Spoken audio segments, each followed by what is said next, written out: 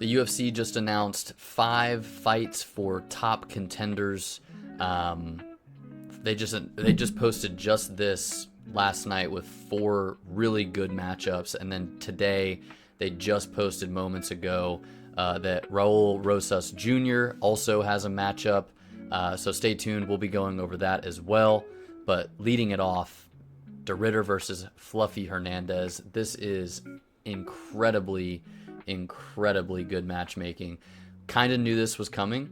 I think a lot of us were wondering maybe if De Ridder was just gonna go and challenge Khamzat next for the title, but obviously there are different thoughts about that. This is a title eliminator, 100%. I don't know if they're gonna have Chimaev fight one more time before one of these guys does fight for the title, but after October 18th, one of these guys will know for sure if they are next in line to face Chimaev. So obviously Chimaev had a very dominant performance over DDP, and he's now the champion of the middleweight division.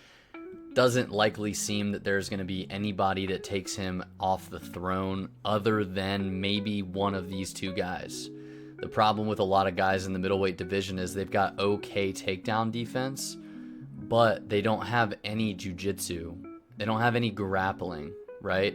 Khamzat's a really good wrestler, and that Dagestani handcuff, leg riding, like all that is very effective, but he did put himself in multiple positions, especially against DDP, where if DDP had any sort of intelligent guard, Khamzat would have been able to be swept, or at least his base be threatened to where DDP can create space, right? Like DDP had 2 butterflies at one point and gave them away, just gave them away. Didn't work to keep his butterfly hooks at all. These 2 guys, if they have butterfly hooks, you're probably getting swept. At the very least, they're off balancing you, making you be on the defensive, right? That's been the whole thing with Chimaev. He hasn't had someone that is truly a tactician when it comes to grappling, and both of these guys right here are. Hernandez has smothering pressure. He's like, we've typically seen Hernandez on top in his grappling exchanges, but when you see him on his back, he's doing all the right things. He's not one of these guys that's just laying in guard. Excuse me, I have the hiccups. He's not just one of these guys that's just sitting in guard and accepting the fact that he's going to lay on his back, manage distance for the next 2.5 minutes, and try not to eat any big bombs, right? He's going to be throwing up submission attempts. Same thing with De Ridder. So I think that stylistically, these 2 guys are the 2 biggest hopes that we have for someone beating Chimaev. As far as this fight itself goes, I'm going to be really pissed off if this goes like a lot of matchups where 2 really good grapplers go against each other, where they just stand and bang for 3 rounds. This might be the main event. Actually, I think it is the main event. So this will be a 5-rounder. We know Fluffy's got cardio for days. If it goes more than 3 rounds, it 100% is in favor for Fluffy.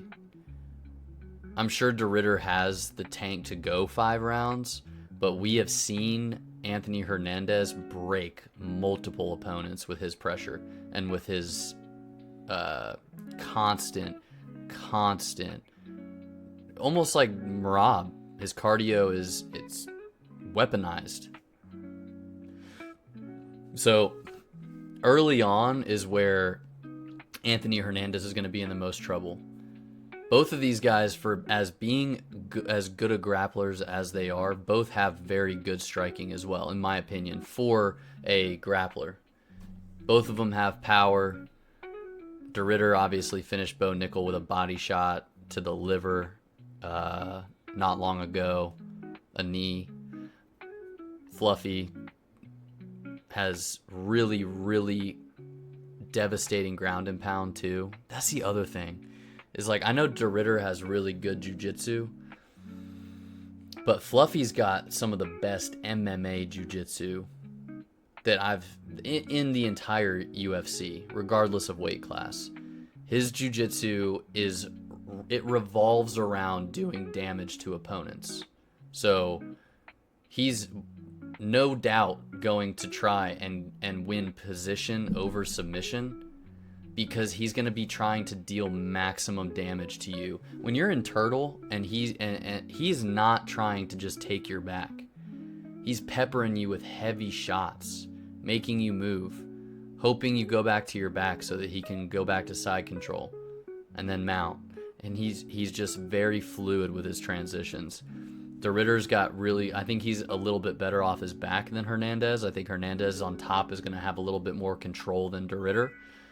But I really hope that we don't just see a striking match between these two, because they understand the danger that each one of them possesses on the ground. That's a very real outcome of this fight, where we get a stand-up 5-round decision, or a stand-up, one of these guys might TKO the other guy. That's very, very plausible. But we could also be in for one of the more fun grappling matchups we've had all year. These two definitely have the skill set to do it. So I'm leaning with Fluffy Hernandez just right off these being announced, simply because of his cardio. I think his jiu-jitsu is definitely up there with De Ridder's. Defensively, he's going to be sound. It's not going to be easy for De Ridder to take him down. I think Anthony Hernandez poses a much greater threat in more areas than De Ridder. So I do think Hernandez is going to get De Ridder out of there by finish, whether it's a sub or a TKO. On that same card, we've got Marlon Chito Vera versus Ayman Zahabi. Honestly, I like this fight for Chito. Chito's had a rough last few fights. It kind of started... who did he fight before O'Malley? Can't remember. But, O'Malley laid it on him. He hasn't really had a great fight since then. He just seems to sleep at the wheel in his last few fights. Like, he just never gets going. Chito has always been known as a slow starter, but the last few fights he's never even got started. We're getting back to the corner, and we're hearing his corner going, "Hey man, we need you to, we need some more volume now. Like, we need you to come alive." He just never does. So I think we're either going to get a new version of Vera where he comes out very aggressive and gets himself in trouble a little bit, or we're going to see the same exact copy and paste, same guy that has just not made any adjustments in the last fucking 5 years. Tough bastard, hard guy to put out, no doubt about it, but he can be put out.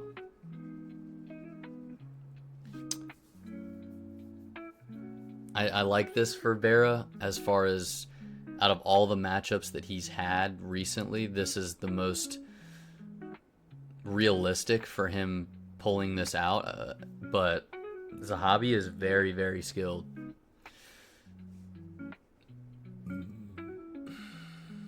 I'm going to have to go Zahabi in this one too. The fact that Vera is still ranked number 7 is kind of crazy to me. But I think, Vera's time at the top of the bantamweight division is definitely over. Very similar to Peter Yan. Like, the guys at the top of the bantamweight right now are just on another level. You're going to put Vera in there with Merab? No. You're going to put him in there with Corey? No. You're going to put him in there with Ricky Simone? Like, the bantamweight division is absolutely stacked right now. Arguably more than it's been stacked in recent years, which says something, because the bantamweight division has always been strong, but the last few years have just been, the talent's wild. But I do think Zahabi is going to take this one. Could potentially be a very boring fight. Just throwing that out there. This is a fun one. Holland versus Malott. My Canadian friend. Anyways, I think this is Holland's like 5th or 6th fight this year, which is wild. If he gets a quick finish in October, you guys understand there's a chance. Let's check this out real quick. How many? I don't want to be blowing smoke up your asses, you know. I just give a fuck about no Kevin Durant. Let's see. Oh shit. Banger fight, by the way, D-Rod and... Okay, so this is his 5th fight.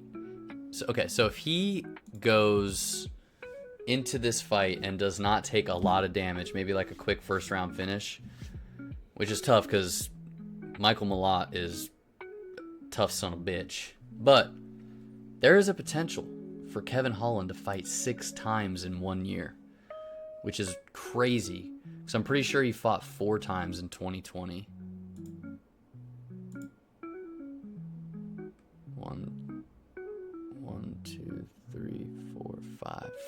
5 times in 2020. So he could potentially beat how many times he fought in 2020.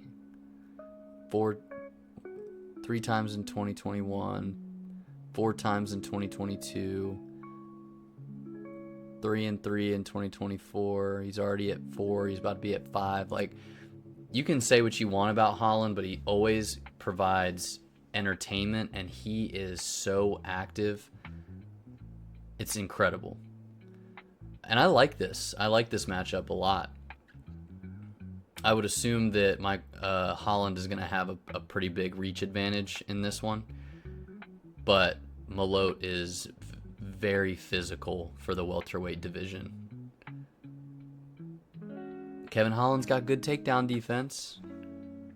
Pretty good jiu-jitsu. When he wants to, he does all the right things on the ground. He has those really long legs, so if he gets taken down and he's...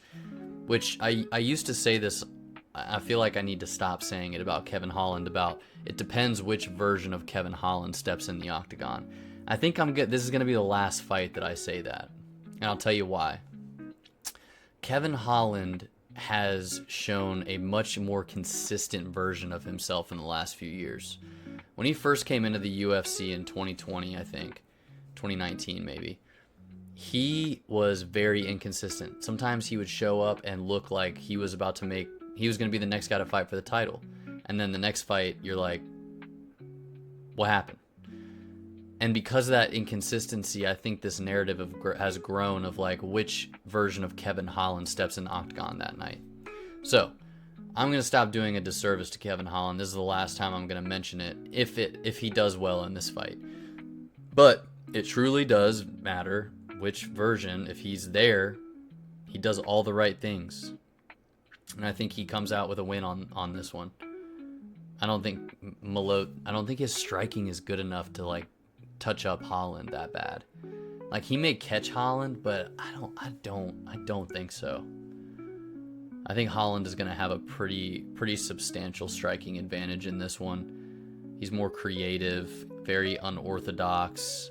Grappling wise, he's very unorthodox, hard to keep down. So it's not like Malott has any like super crazy wrestling pedigree, but we'll see. I like Holland in this one.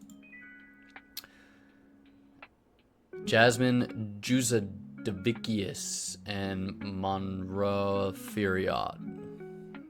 Manon. I always forget her name. This has the potential to be a pretty decent matchup. It does. Immediately, I'm thinking Manon has, striking-wise, she's a lot more technical. Like, Manon has pretty decent boxing. Jasmine is more of like a brawler. Her fight style is pretty ugly. It's kind of like a DDP. It's not pretty, but it gets the job done. Like, she's on a fat win streak right now.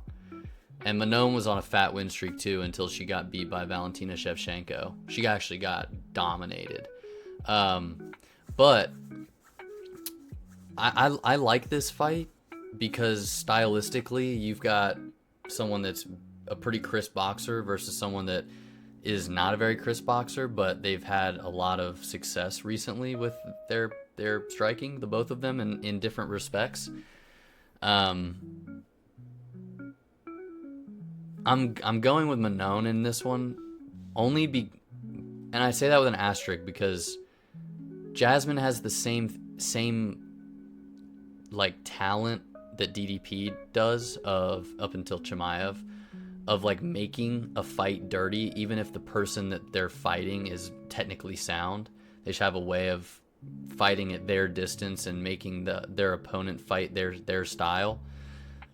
So I do like that for Jasmine, and it's going to make this fight interesting, but right now I'm leaning for Manone. But those four were just announced for October 18th in Vancouver, Canada. And then just today, we get this announced for Noche on September 13th. Raul Rosas Jr. versus Rob Font. This is a big step up in competition for Raul Rosas Jr. Who was the last? He didn't fight anyone like super... I can't spell. Holy shit. He didn't fight anyone like Vincent Morales, really.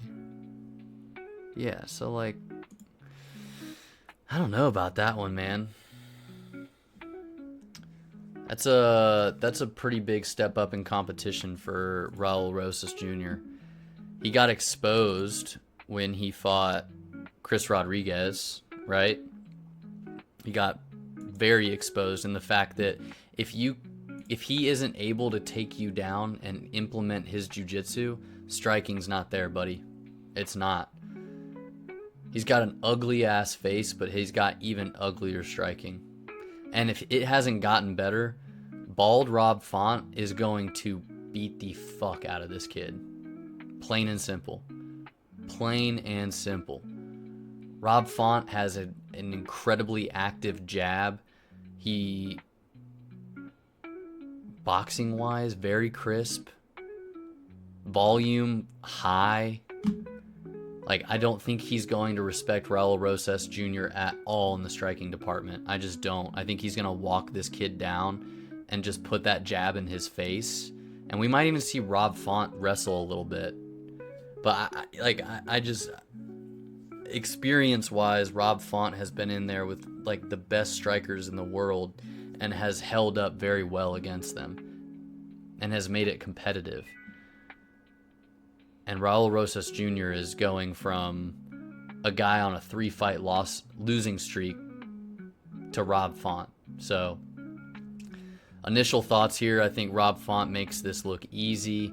They're giving Rosas Jr. way too big of a jump up in competition. I think they're going to do the exact same thing. Mark my words, you can call it here. They're going to do the same thing with Malcolm Wellmaker. The next opponent they give him, they're going to give him way too big of a jump up in competition because he's got so much power behind him, so much steam and popularity that they're going to give him some real striker. We're going to see his true colors. So I think Rob Font dog walks Rosas Jr. and there's that. So 5 big fights. The latter half of our year is starting to shape up. We've got another 4 pay-per-views or 3 pay-per-views. Got the big MSG card at the end of the year, so we shall see how everything shakes out. But if you stuck around this long, let me know who you think takes the edge in these newly announced fights. And if you stuck around this long, appreciate you for stopping by. We'll catch you in the next one. Peace.